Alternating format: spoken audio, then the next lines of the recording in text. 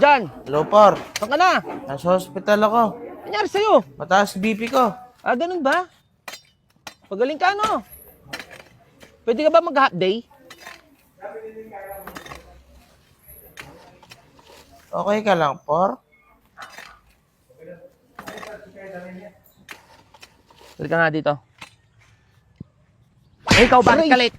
Nakalimutan kasi yung bawang ko sa bahay, Por. Ah, nakalimutan mo. Oo, Por. Di mo yun nakalimutan, Lay. Paano mo nasabing di ko nakalimutan, Por? Kasi kung nakalimutan mo yon, eh di sana hindi mo na binalikan yon.